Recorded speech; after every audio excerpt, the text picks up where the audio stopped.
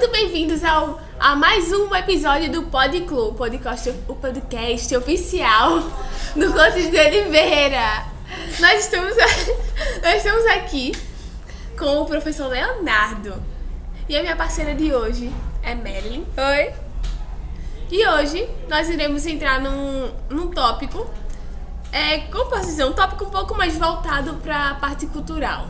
Mas primeiro a gente vai apresentar a Léo. Léo, por favor, se apresente. Tá certo. Eu me chamo Leonardo, sou professor desde 2004, mais ou menos. Aquela época que os dinossauros andavam pela cidade, a gente tinha Elizabeth, Silvio Santos. essas coisas. Okay. Silvio Santos ainda era vivo e tal, novinho. Eu sou formado em História, eu atuo principalmente nas áreas de História, Sociologia, Filosofia. E sou indígena descendente, fiz minha graduação foi pesquisando a história dos povos indígenas. Eu desenvolvi essas pesquisas na época da faculdade, acabei me afastando e ficando muito preso nas salas de aula, e atualmente eu faço parte do Curumi, que é um projeto, um grupo de trabalho que vai desenvolver educação, cultura, arte, sempre na temática antirracista, uma educação antirracista com ênfase nos povos indígenas. Então é meio que mostrar, explicar coisas que a gente não conhece. O Brasil é terra indígena e a gente não conhece quase nada deles.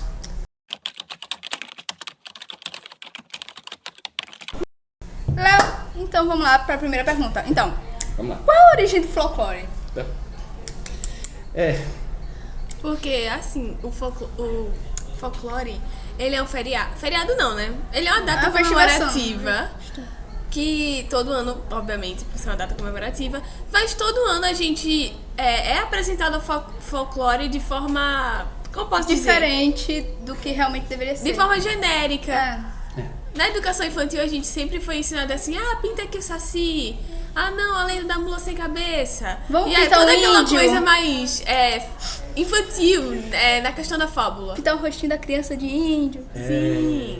Vamos lá, assim, folclore é um tema complicado, certo?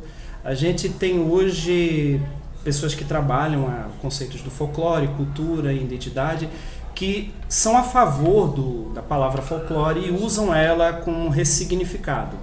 Então usam ela para dar valor aos nossos elementos culturais, às nossas lendas, às nossas festas, carimbando nelas esse termo, folclore. E tem uma parte que eu me incluo que não gosta muito dessa palavra. Ela tem uma origem no início das ciências sociais. Ela é de origem inglesa e vem de folklore. Folk é um dos termos que pode ser traduzido como povo, mas não é no sentido generalizado, é num contexto de povão, populacho, eram os camponeses, que dentro da visão inglesa da época eram pessoas sem cultura, sem conhecimento e cheios de superstições. E aí dessa forma, o folk, essas pessoas do povão, elas não têm cultura. Elas não são estudadas pela antropologia. Não vamos estudar a mitologia das religiões e das crenças dela. Nós vamos estudar o folclore. O lore é um sabor, é uma característica, é algo que é costume dessas pessoas. E aí, dentro dessa visão, a antropologia estudava os povos e o folclore, os costumes populares. Então, tudo que era popular era mal visto ou visto inferior. E aí, pra gente, nós temos hoje essa lista gigantesca de lendas, de mitos e de seres que povoam o imaginário, principalmente infantil, hoje. Mas eles já foram parte do imaginário popular, da vivência das pessoas. Eu acho que um exemplo prático dessa questão é a mula sem cabeça, que eu vejo muito as representações, e foi quando eu cheguei eu morei minha infância toda em Garanhuns, pelo interior de Pernambuco, e quando eu vim para Recife foi que eu vi o desenho da mula sem cabeça com o fogo saindo do pescoço. Sendo que quando pequeno, minha avó me disse assim: a mula sem cabeça corre 7 cercanias. enraivecida, furiosa, soltando chispas dos cascos, soprando fogo das ventas e com os olhos em brasa. Então, originalmente a mula sem cabeça tinha cabeça. E o sem cabeça dela provavelmente é sobre a loucura, a raiva, a fúria dela. E aí, com o passar do tempo, aquilo que era o medo da população, o medo do povo que vivia, se torna apenas uma história que é contada. E depois vira só um nome que você vai pintar ou vai desenhar e você vai pegar mula sem cabeça e literalmente cortar ela. Isso é natural, isso é normal, a cultura muda, a cultura evolui. Mas quando eu trato isso separado da lógica da cultura, quer dizer, a mula sem cabeça é folclore, eu só lembro dela no dia do folclore para criancinhas pintarem, eu perco parte do que é o imaginário do povo. Parte do que está na cabeça das pessoas, do cotidiano, dos seus mal-assombros, dos seus terrores, dos seus medos, de suas mandingas, de seus jeitos. Então, folclore, ele é visto generalizado justamente porque você tira o sabor do que o povo vive e engarrafa aquilo ali como uma coisa exótica e deixa lá guardado para tirar todo ano, para dizer, olha, gente, a gente também tem umas coisinhas aqui. Que é tipo, na Halloween que lembram, olha, gente, não é Halloween, é dia do Saci. Inclusive, Saci esse que é problemático. Porque o Saci que conhecemos, ele é o fruto da colonização. Ele mistura elementos de duendes europeus, bagunceiros e brincalhões, com entidades naturais africanas, normalmente representadas com uma perna só, e com o Saci indígena. Que assim, a gente quase não sabe aqui, mas Saci é um pássaro. É uma ave que tem um canto, parece mesmo que ele está dizendo Saci. E para os indígenas, o significado dele é outro completamente. Ele é aquele que traz de volta os que foram. Então, quando os indígenas na sua aldeia viam um Saci pousado num galho, e ele começava a cantar, no canto dele, ele trazia os entes queridos que partiram. Ele trazia não bagunça, não desordem, ele não era um peralta. Ele era alguém que comunicava o aqui com o outro lado. E aí, pegando um pouquinho do que foi o período do Dia do Folclore, a gente do Curumim fez uma postagem bem vasta, assim, algumas postagens, falando, olha, não é folclore, é a minha fé, é a minha crença. Para os povos indígenas, os encantados, os seres da natureza, o divino, o sagrado, está na natureza.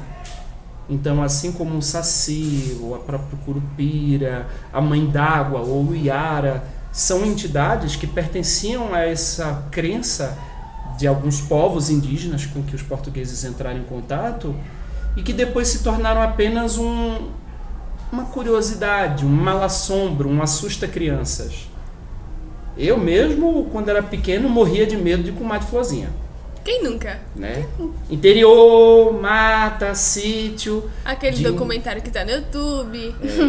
Eu assisti depois. É pior quando você tá na vivência.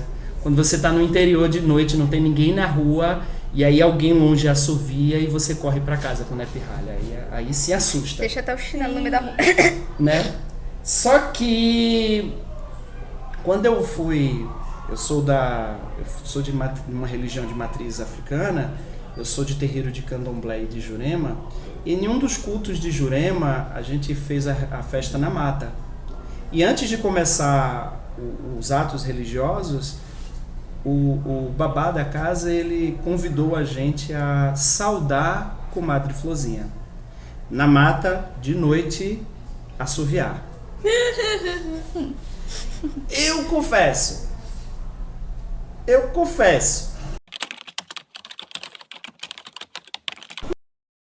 Olha, eu vou confessar. Eu confesso mesmo.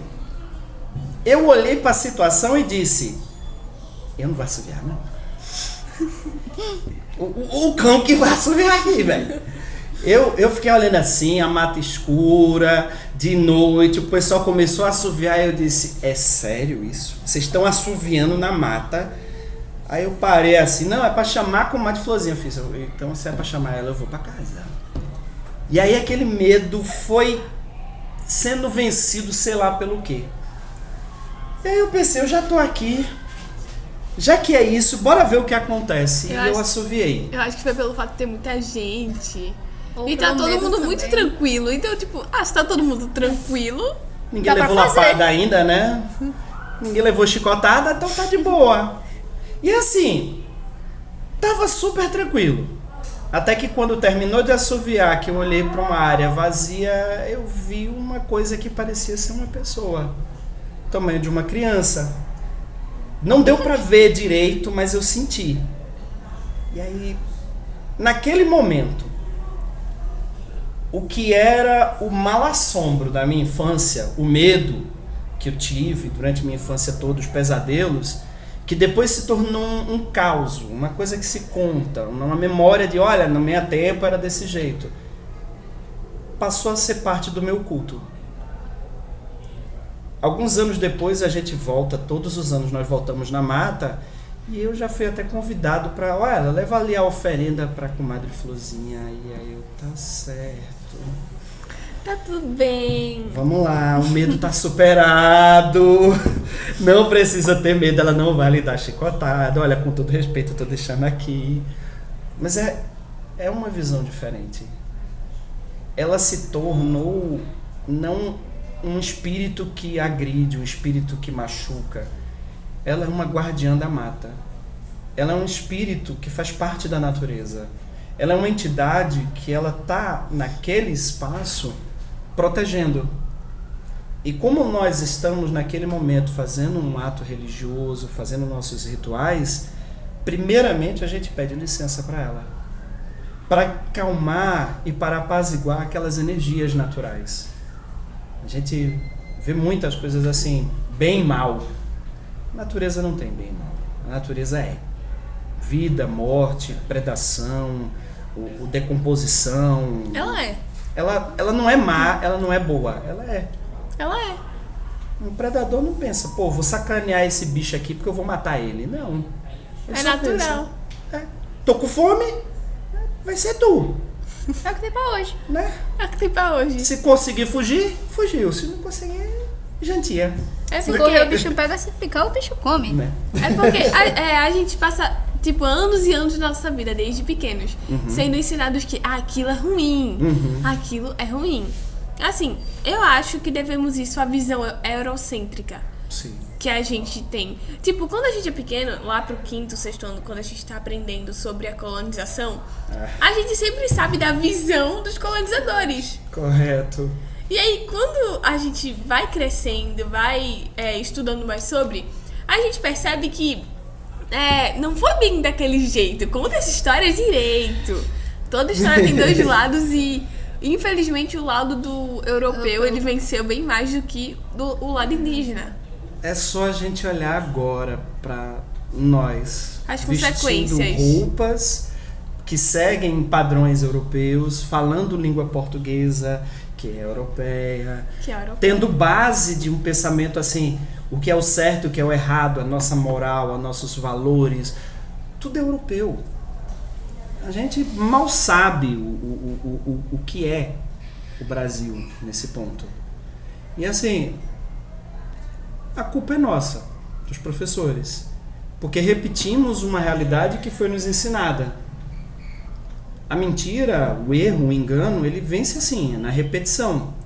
Você falou do bonequinho pintado, pintar o indinho. Vamos pintar um indinho no dia dos índios, meu pai. Botar um cocazinho na cabeça. Aí, 5 horas da tarde, a criança largando da escolinha. Toda pintada com um negócio. É o cocá? É o cocazinho. É o cocazinho. A cintinha, tá ligado? Não, o pior de tudo. Vamos lá, os índios. Meu Deus do céu. Bora lá. Olha, eu vou dizer assim, vamos destruir a infância. Sabe aquele indinho do cabelinho de cuia, com aquela peninha, a tanguinha, que fica com arco e flecha? Do desenho do pica-pau? Racismo. São 1, são 2, são 3 índiozinhos. E até hoje, 4, 5. as pessoas usam roupas de origem indígena como fantasias de carnaval. Essa lógica da fantasia de carnaval é a mesma desse o branco, isso vem dos Estados Unidos. Os estadunidenses, naquela sanha de colonizar o território, expulsar os índios, foram matar os índios, eles tinham uma coisa de humilhar, de desmerecer. Aí eles começam, olha aí, os índios estão fazendo a dança da chuva. E como é que é essa dança da chuva? Eles começavam a imitar de um jeito completamente ridículo. E por não entenderem as várias línguas, eles faziam o quê? E aí isso foi sendo infantilizado e passava na televisão, na época que na televisão podia fazer todo o ato racista que estava valendo, não tinha problema. E a gente aprendeu isso. A gente não faz ideia que hoje no Brasil são 275 línguas diferentes, línguas indígenas faladas no Brasil hoje. A gente não faz ideia que são mais de 300 etnias. Não temos a mínima compreensão que nós temos algumas línguas no Brasil que simplesmente não se encaixam em nenhum padrão linguístico. Professores da universidade quebram a cabeça para tentar entender como as línguas se formaram, e a gente tem algumas línguas que simplesmente não se encaixam em lugar nenhum. A gente tem no Brasil exemplos de que tudo o que foi ensinado sobre a chamada pré-história está errado. Sim. A gente tem ocupações antigas, nós temos cidades grandiosas, nós temos terrenos enormes, construções incríveis, e a gente não sabe de nada. É uma coisa porque é folclore. Então, Léo, sobre a sua religião, como é que o senhor pode descrever ela, como é que ela teve origem e tudo mais, já que o senhor falou sobre alguns orixás e tal, lá no começo. Certo. Assim, primeiramente eu vou dizer um pouquinho só rapidinho. O professor de história tem mania de contar uma história, e eu sou de formação católica. Eu sou de formação católica mesmo, de fazer primeira comunhão, de fazer crisma, de trabalhar no crisma, de coordenar grupo jovem. Católico raiz. Sim. Inclusive roubar o vinho da sacristia, mas isso aí é detalhe. Mas sim, voltando. Mas desde pequeno eu via coisas. Eu vi espíritos e outras coisas assim desde pequeno. E tem até história de que a minha bisavó falecida, que apareceu para minha mãe quando eu estava bem doente, e aí essa história acabou resultando em uma condição que me salvou. Então, eu sempre tive um pezinho nesses contextos não católicos. Conheci o espiritismo kardecista e já conhecia por conta do curso de história, minha curiosidade por lendas, mitos, religiões, magia e tudo. Eu conhecia o budismo, conhecia um pouco de islamismo e nunca me encontrei. E aí acabei, por uma questão de necessidade, precisando de ajuda no terreiro. Um terreiro de candomblé e de jurema sagrada. E eu fiquei. Eu senti que achei meu lugar. Faz sentido o que eu vejo, o que eu sinto. Então, dizendo assim, primeiro do mais conhecido, do candomblé, é uma religião brasileira, candomblé, mas ela é de matriz africana. O candomblé, ele nasce no Brasil com as pessoas trazidas de África para serem escravas. Eles eram trazidos, essas pessoas, e nenhum sacerdote vinha junto. Sacerdotes são pessoas que são espertas, sabem falar, sabem reunir pessoas, é melhor não colocar elas em uma situação em que você está chicoteando e maltratando uma população gigantesca muito maior do que a sua. Sim. E eles trouxeram na memória as crenças deles, os rituais que os sacerdotes faziam. E nessa mistura de povos, que são vários povos que vêm para cá, essas crenças, esses jeitos de cantar, essa lembrança de Mãe África vai se misturando entre esses povos. E o último grupo que veio foi o grupo Iorubá, que eram originalmente os que eram reis da costa do Atlântico e escravizavam os outros povos, e entraram num acordo assim interessante, porque Portugal pagava bem, trazia armas e os reis ganhavam muito dinheiro, aumentavam o território e venderam esses escravos. E no final a Europa fez o que faz sempre, olhou e disse: vamos cortar o atravessador? Acabou com a maioria dos reinos iorubás e trouxe os iorubás como escravos para o Brasil.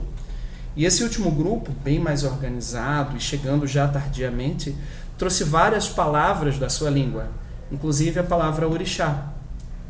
Então, a maioria dos orixás do candomblé, eles fazem referência direta aos povos iorubás. Mas temos os inquices, temos os voduns, que têm quase a mesma lógica, mas são de povos diferentes. E aí aqui no candomblé eles viram nações. Nação Nagô, nação Jeje, nação Angola, nação Xambá, que temos aqui. Então, é como se esse candomblé, ele nasce dessa realidade escravizada.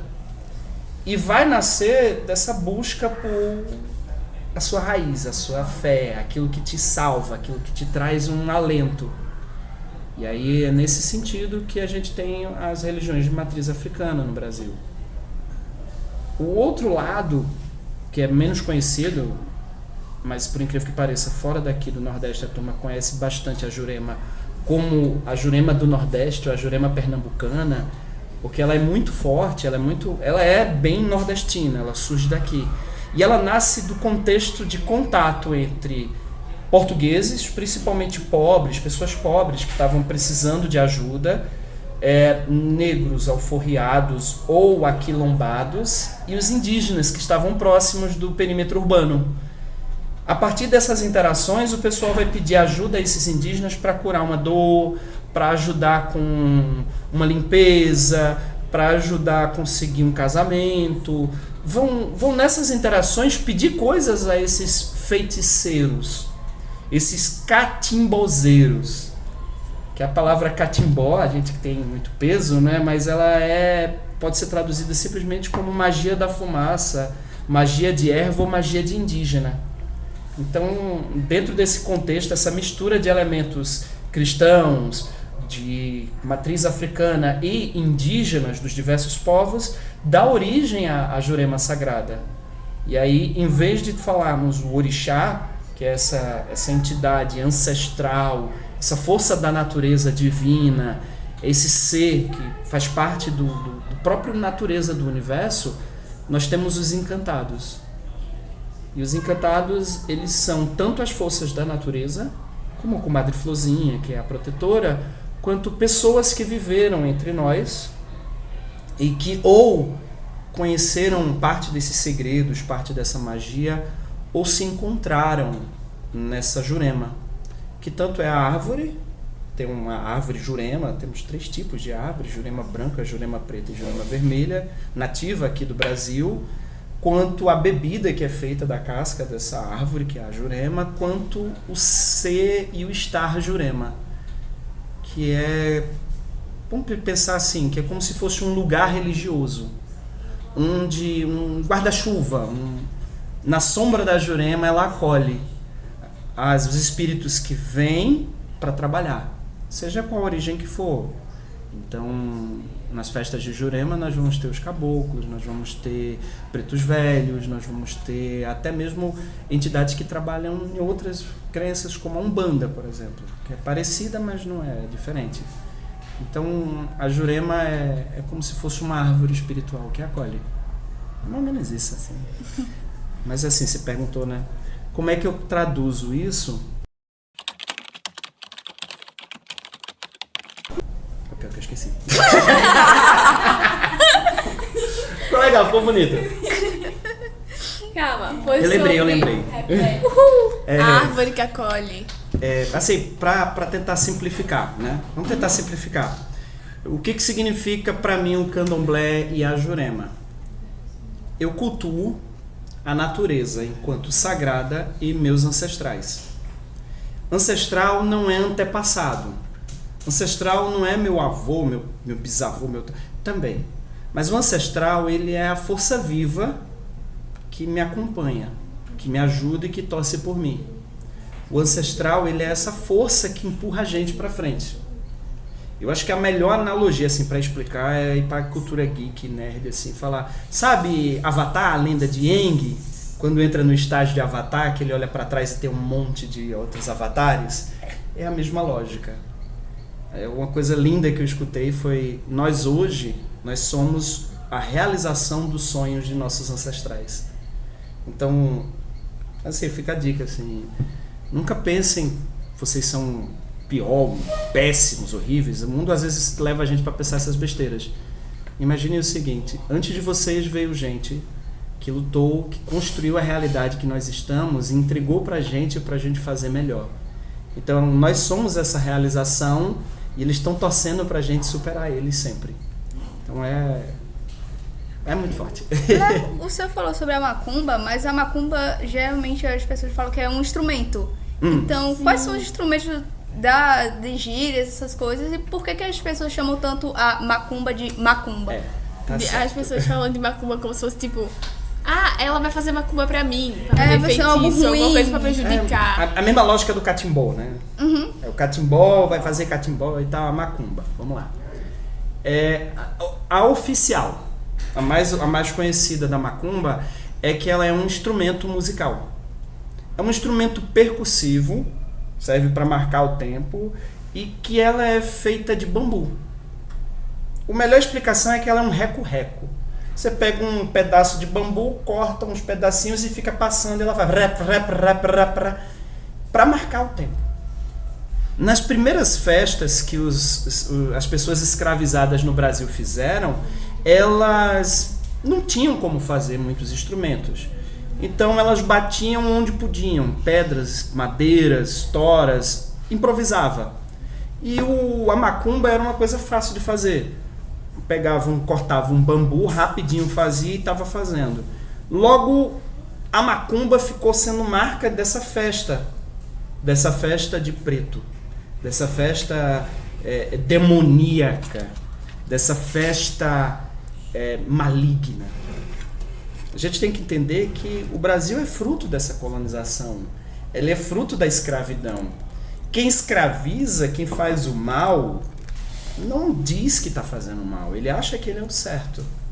E aí ele vai dizer que ele é o anjo, que ele é o lado santo, e o outro lado, o indígena e o negro, vai ser o demônio.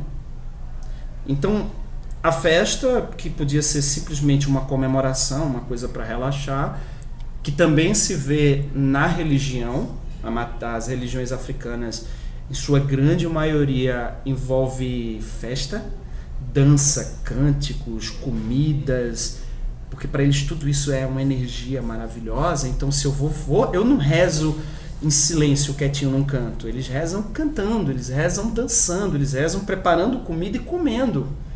Então, essa festa que era símbolo na cabeça dos senhores de escravo, algo ruim, algo nojento, algo selvagem, primitivo e principalmente demoníaco, vai se tornar sinônimo de toda religião.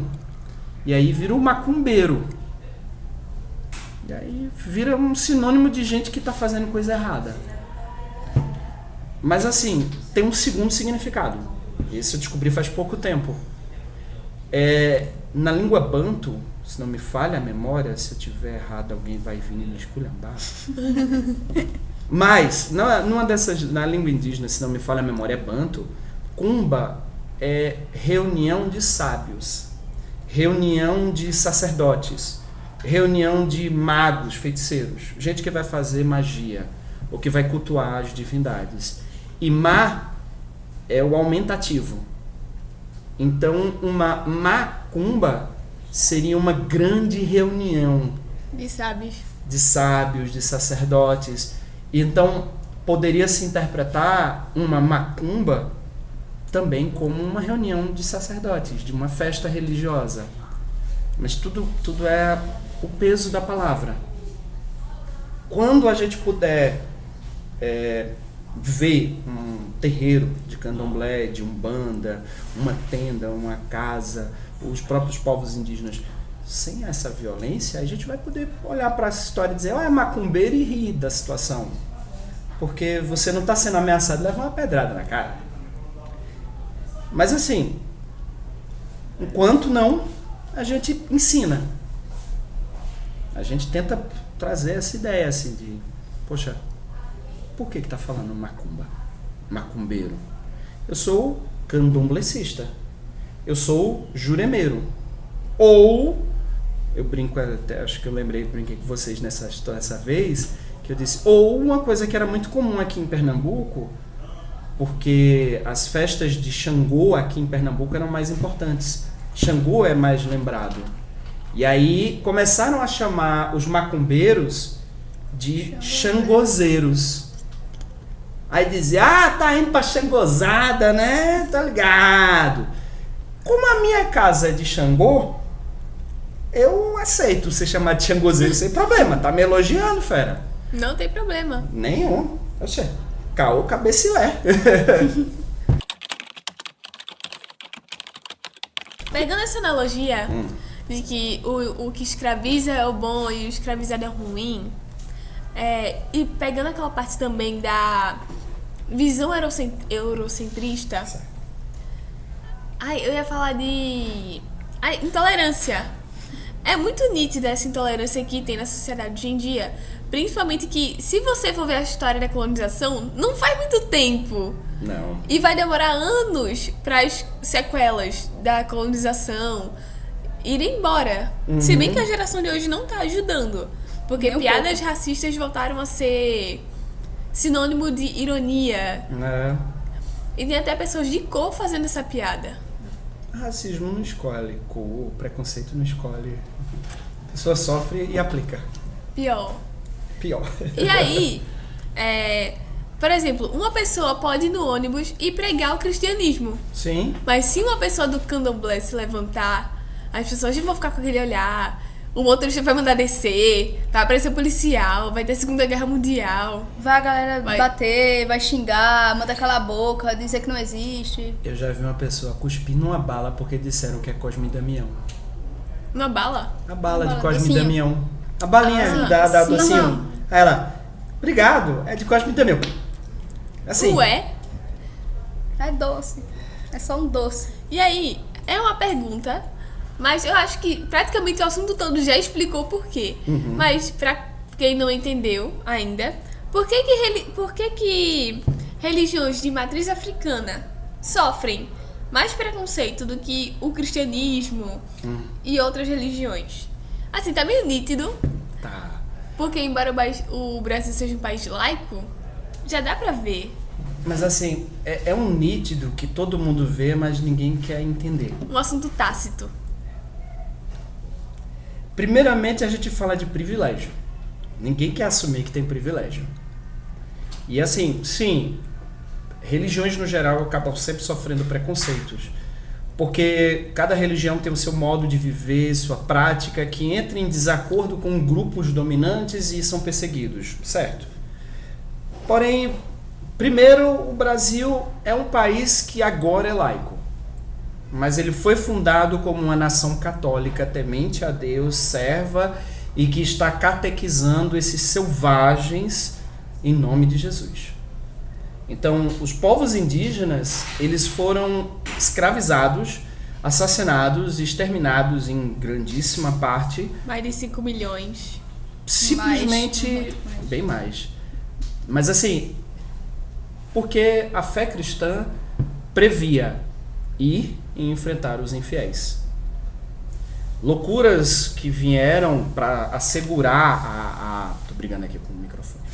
Para assegurar a hegemonia, o poder e ao mesmo tempo esconder a maldade, teorias foram inventadas, teorias racistas em sua base, de que os indígenas não tinham alma, ou se tivessem alma, eles nunca foram tocados por Deus, então eles podiam ser salvos por meio da palavra e da conversão. Os africanos, eles chegaram a dizer que a cor negra da pele era a marca do pecado original, que é mais forte. E assim eles não poderiam ser convertidos ao cristianismo, mas sim salvos da perdição do inferno por meio do sangue e do suor, do trabalho escravo, da violência, das agressões. Não estou dizendo religião, não estou falando dos princípios do cristianismo, mas como as pessoas usam princípios religiosos para justificar suas ações. E assim, foram séculos de ocupação, de domínio cristão católico.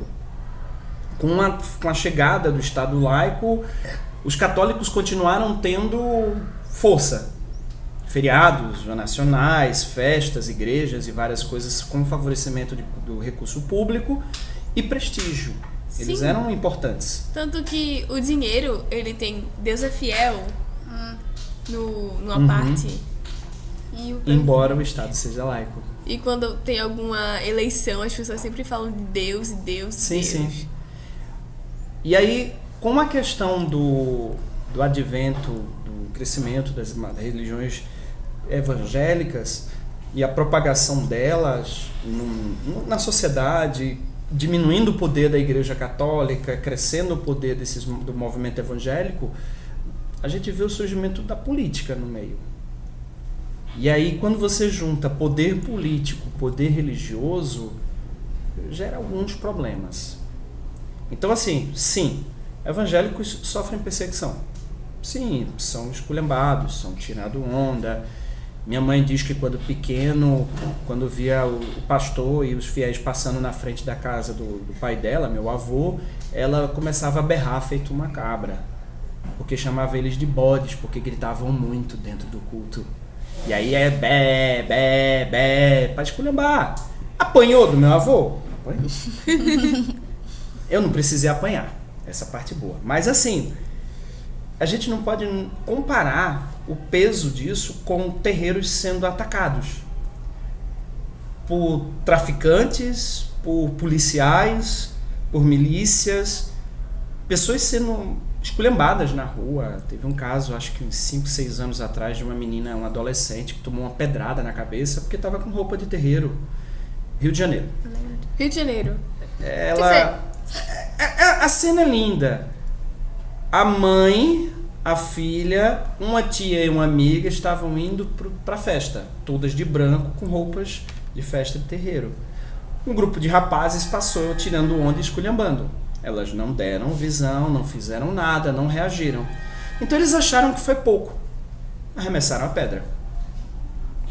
Acertou a cabeça da menina, ela recebeu vários pontos, foi matéria no jornal. Então, sim, existe sim preconceito com religiões, mas é óbvio que em um país onde foram 300 anos de escravidão, 500 anos de colonização, e até hoje a gente fala de escravidão entre indígenas, pessoas negras e pobres, então a gente sabe por quê. Quer queira ou quer não, o Jesus que foi pintado pra gente é um Jesus loiro de olhos azuis. Ele é branco. Cabelo grande. Ele é pintado quase um europeu. Quase. E olha que nasceu, né?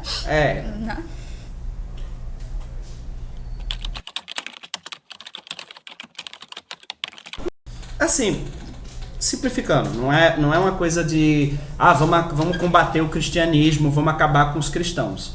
Mas é que o cristianismo veio pelos europeus. Veio com roupa europeia, com cara europeia. Veio branquinho. Então ele é aceito. Ele é um homem bom. E aí o orixá veio justamente com o preto.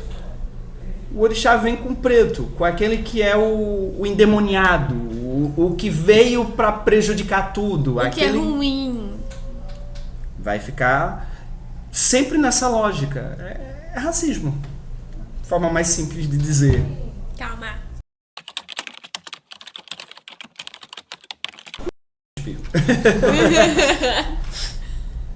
Sim. Uma pergunta que é um pouco polêmica. Já foi polêmica, hoje em dia nem tanto, por causa da persistência de argumento, o pessoal militando em si. Militando não de forma ruim, mas militando pra conscientizar. Já foi polêmica, hoje nem tanto, Mas é uma pergunta que vale a pena reforçar esse argumento. Existe racismo inverso? E o que vocês acham sobre isso? O quê? É uma pergunta meio burra. Mas é uma existe. pergunta que nem todo mundo sabe. Até porque várias pessoas também falam, nossa, sofre racismo reverso. Oh, meu Deus. Cala a boca, leitinho. Vamos lá. Vamos lá. Preconceito, ele não escolhe. Uma pessoa pode sofrer preconceito e ser preconceituosa. Então pode sim existir preconceito contra pessoas ricas, preconceito contra pessoas poderosas, preconceito contra pessoas brancas. Teve até uma história de que a pessoa agora não pode mais nem ser branca, loira, bonita, com cara de modelo, que já sofre preconceito. Oh, meu Deus. Porque a pessoa fala que é burra. Às vezes é mesmo. Aí é outra história, mas aí, veja, vamos separar. Primeiro, é possível pessoas brancas sofrerem preconceito no Brasil? Sim. Esse preconceito tem impacto na vida delas? Nem um pouco. Por exemplo, a gente olha assim, vê uma pessoa e fala, não, cara rico, carro grande, burguês safado, tá fazendo merda. Você já pensa que ele vai querer passar por cima com você, e se for um poste, se agarre num poste para ver se você não vai ser atropelado, porque tá na moda caras brancos num poste atropelar pessoas. Meu Deus, que específico. Ai. É preconceito eu falar um negócio desse jeito, com uma piada? Sim, é preconceito. Mas estamos falando de uma elite que tem poder financeiro, poder político, poder jurídico a seu favor. Não sofre nada. Nossa, me chamaram de riquinho. Vou chorar ali em Paris. Exato. Ô, Nathalie, você esqueceu de perguntar se ele tinha advogado antes de fazer a pergunta, Verdade. né? Nathalie. Verdade. Tio, se o senhor estiver vendo isso, me ajuda, vê se. Mas, gente, olha. Racismo reverso, racismo inverso, é um negócio que a turma inventa pra poder chorar miséria onde não tem. Pior, hein? A gente não tem pessoas loiras, brancas de olhos claros, sendo excluídos de uma seleção de emprego porque não se encaixa no padrão de beleza da loja. A gente não tem uma pessoa rica, de terno e gravata, andando no shopping cercado de seguranças para ver se ele vai roubar alguma coisa.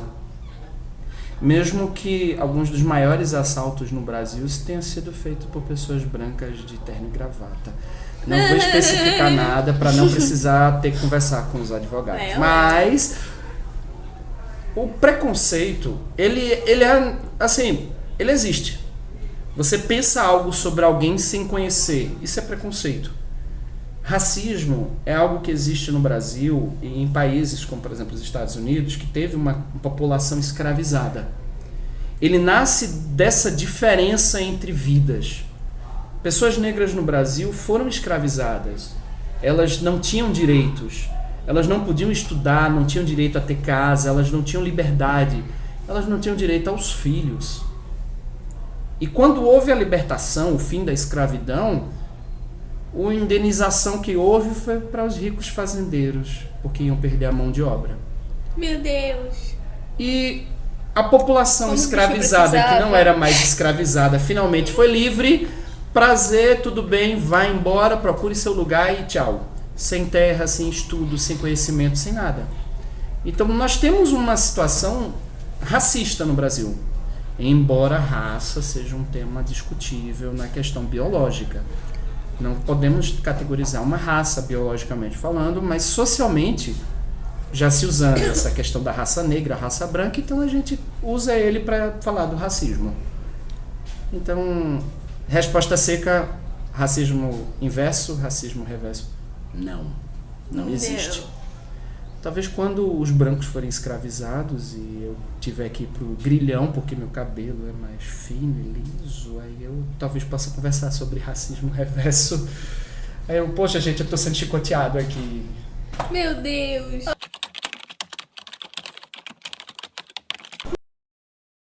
Então, Léo, Vamos lá. desde o começo a gente viu aqui uns negócios, você poderia explicar ele pra nós? Né? Os negócios. Assim, o negócio. Negócio aí. Negócio. Explica aí, por favor. Primeiro, vamos falar assim, vai estar naquela questão de usar peças indígenas como Fantasia. Carnavais. Aí eu vou e puxo aqui, licença aqui. Bora. Nós temos um cocá.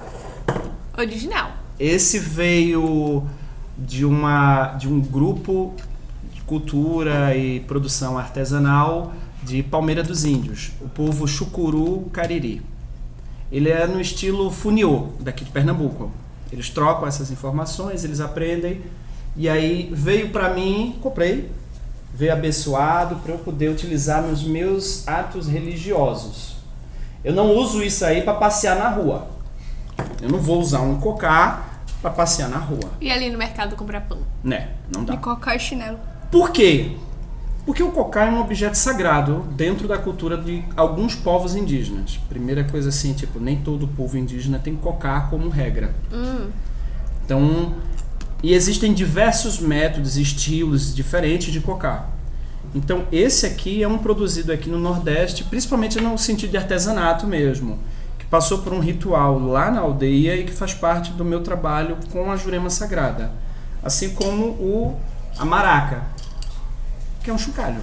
Também veio lá de Palmeira dos Índios, com a peninha de Guiné e agora com a peninha de Carcará. Não é um objeto de decoração da minha casa. Não é uma fantasia. Ele é um objeto de ritual, de religião, de crença. É importante. É. Para mim, por conta da tradição, da minha raiz, dos meus ancestrais. Eu sou indígena descendente. Minha tataravó foi índia pegadente de cachorro. Ela foi escravizada, foi vendida para um caixeiro viajante para pagar uma dívida.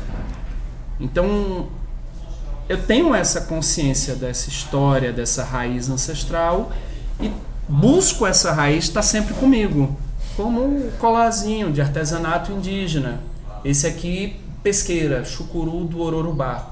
Parece Parentes. A ideia é uma cobra coral, aí transmitir a ciência, a magia, a força desse animal, que mesmo tão colorido se esconde na mata e não tem medo, tem um veneno. Então, ASMR. detalhes que vão ser cortados. Por Ou favor, não. Por favor, cortem o croque-croque. Nem deu pra ouvir. Não! Aí a gente vai olhar a gravação. Creque. Então, acho que tentando voltar aqui, apesar desse corte maravilhoso, existe uma diferença entre usar para respeitar ou para mostrar uma existência desses povos e usar porque você acha uma fantasia. Tipo, você não vê uma fantasia de... Vamos falar um estereótipo batido. A galera vai pro carnaval... Não vai de padre? Hã? Padre. Padre, pior que vai. Ixi. Tem, de padre, uns. de madre, de safadeza, tem. É. Infelizmente a turma pega. Mas você não vê, por exemplo, o loiro odonto como uma fantasia pra ir pro carnaval. Você não vai pegar um heterotop como fantasia de carnaval. Ixi, tem. Não, o heterotop vestido como ele vai ter mesmo. Mas alguém se fantasiando dele, porque assim, é etnia, é um povo, é a característica daquele povo que foi perseguido, que foi caçado. É uma coisa simples. Se tudo que é indígena é uma porcaria e não presta, pra que tu quer a fantasia? Sabe? Fingir que é. Aí, tipo, uma pessoa branca pega a tinta, uma tinta mais escura. Você não vai ver essa fantasia. É crime. Blackface. Blackface. Racismo. Então, Léo, como professor de filosofia, sociologia, como sabemos que existe o mundo? Bora, fala aí, bora. Temos aqui um bom tempo, bora, explica aí. Eu sinto que essa pergunta foi vingança. A gente tem 300... Vocês estão vendo alunos se vingando de um professor. Vamos lá, explica aí. Como é que sabemos que o mundo existe?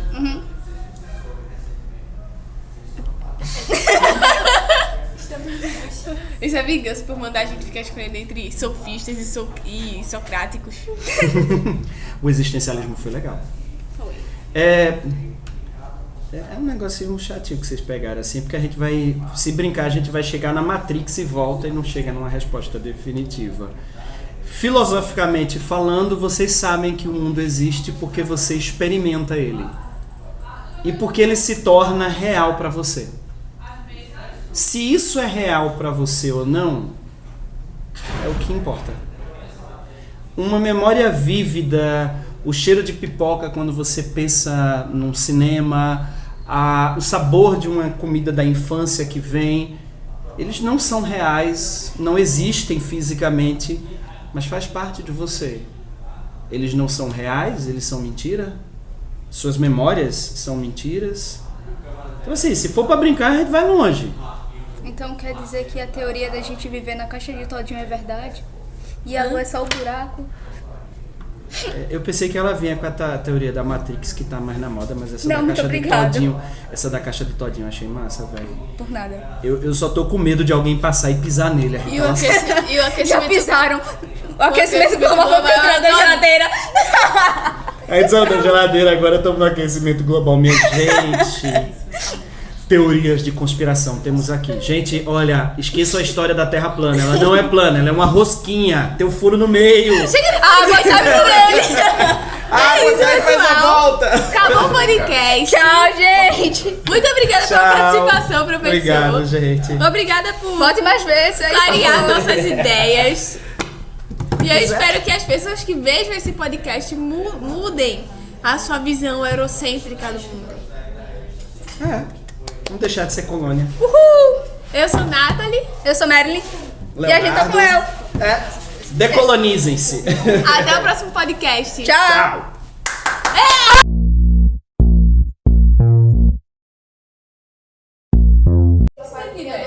E aí? Eu nunca nem vi um mafagafo. Eu não sei nem o que é uma fazenda. É um passarinho, né? Porque tem o ninho. Peraí, o ano não tá gravando. Não, eu também. Puta que Ei, pariu. continua gravando que isso entra nos erros, tá? Tá É o que a gente tá Tá falando. vendo? Tem que ter no final do ano, tem que ter aqueles melhores momentos do Podclô. O que não pode, Clô. Agora, É o que não pode clô. silêncio no local. Certo. E vamos lá. 1, 2, 3 e foi. Ficou legal, ficou bonito. Calma. Eu lembrei.